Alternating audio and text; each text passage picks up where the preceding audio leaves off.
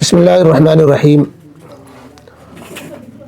अल्लाह रब्बुल इज़्ज़त हम सबको रमज़ान मुबारक का बाबरकत महीना अपने तमाम तर फ़यूज़ व बरक़ात के साथ नसीब फ़रमाए। रमज़ान मुबारक में जहाँ बहुत से अमाल के ताल्लुक़ से गुफ्तगू होती है, मुझे सिर्फ़ हुफ़्फ़ाज़ किराम से इस वक्त ख़िताब करना है कि रमज़ान मुबारक में कलाम पाक जो वो सुनाएँ तो कुरान पाक ऐसे सुनाएँ कि जो कुरान करीम के पढ़ने का हक़ है, या कम अज़ कम जो पढ़ने के वाजिबात व फ़राइज़ हैं कि तजवीद की रियायत हो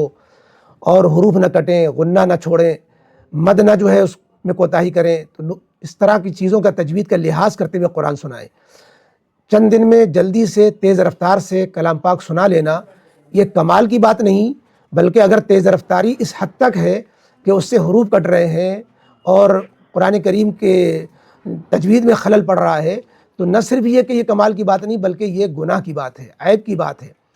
ये मना नहीं है कि 10 दिन में, 12 दिन में, 15 दिन में कलाम पाक ख़त्म करके तरावी के में कलाम पाक मुकम्मल न किया जाए, ये मना नहीं है, लेकिन शर्त उसके लिए यही है कि आप चाहें 3 दिन में सुनाएं, लेकिन आप ऐसे पढ़ करके सुनाएं कि जिससे कुरान करीम की हक़ तलफ़ी हो रही हो तिलावत के एतबार से, वरत्तिल कुरान तरतीला के हुक्म की पामाली हो रही हो, तो इस तरह कुरान पढ़ना सही नहीं होगा। फिर तो सुनने वालों को चाहिए कि ऐसे हुफ़्फ़ाज़ किराम को तरजीह न दें जो बहुत तेज़ रफ़्तारी के साथ जल्दी से पढ़ करके ख़त्म कर देते हैं और यालमुन तालमुन के सिवा कुछ समझ में नहीं आता,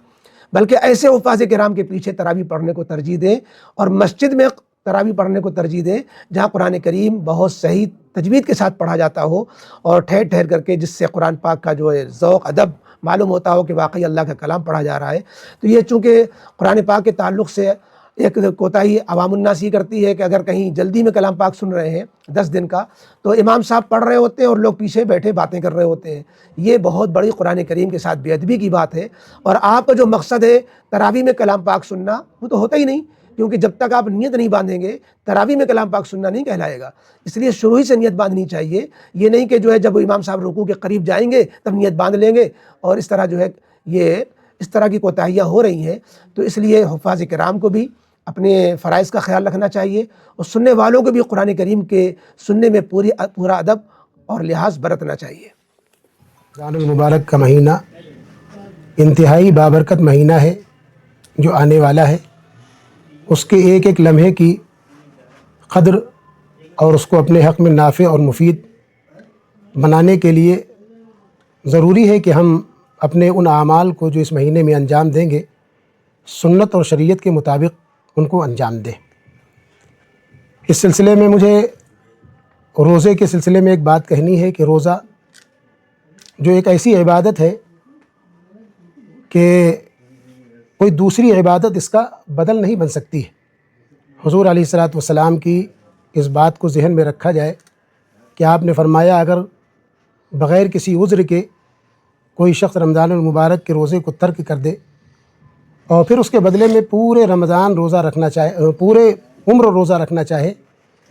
तो पूरे उम्र के रोज़े उस एक रोज़े का बदल नहीं बन सकते। इसका मतलब ये हुआ कि रमज़ानुल मुबारक के रोज़े को बग़ैर किसी शरई उज़्र के छोड़ा न जाए, और ख़ास तौर से इस मौसम में तो रोज़े को बिल्कुल गनीमत कहा जा सकता है। छोटा दिन होता है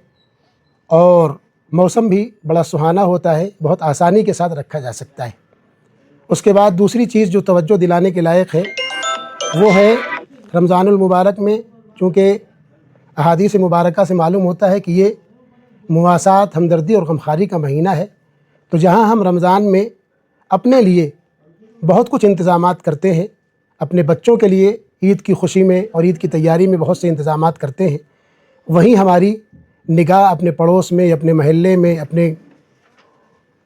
क़ुर्ब जवार में ऐसे लोगों पर रहनी चाहिए जिनके सहरी और इफ़्तार का इंतज़ाम अगर ना हो तो हम बढ़ चढ़ कर के उसमें हिस्सा लें। उनके बच्चों के ईद के लिए अगर नज़्म नहीं है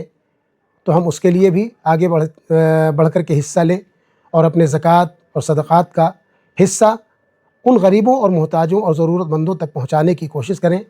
ताकि रमज़ानुल मुबारक के आमाल जिस तरह से हमारे लिए आसान बने हैं उनके लिए भी आसान बन जाएं, और ईद की खुशियाँ जिस तरह से हमारे बच्चों को और हमें हासिल हो रही हैं उन गरीब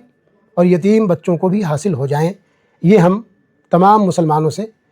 इस मुबारक महीने की मुनासबत से अपील के तौर पर भी कहना चाहते हैं।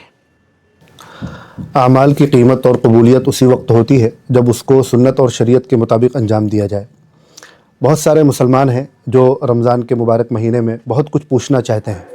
छोटे बड़े बहुत सारे मसाइल हमारे साथ पेश आते हैं जिसके लिए हमें फ़ौरी रहनुमाई की ज़रूरत होती है।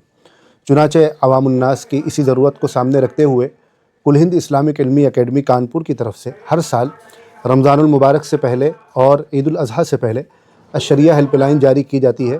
ताकि मुसलमान अपने मसाइल का फ़ौरी हल उनको मिल सके। चुनाचे आज ये 24 नंबरात पर मुश्तमिल अशरिया हेल्पलाइन जारी की जा रही है। हम ये आप हज़रात को इंशाअल्लाह डिस्क्रिप्शन में भी दे दिया जाएगा ये नंबरात। हम तमाम मुसलमानों से अपील करते हैं कि अपने तमाम काम उलमाए किराम से पूछ कर और उनकी रहनुमाई में अंजाम दें ताकि हमारे रमज़ान के तमाम अमाल शर्फ़ क़बूलियत हासिल कर सकें।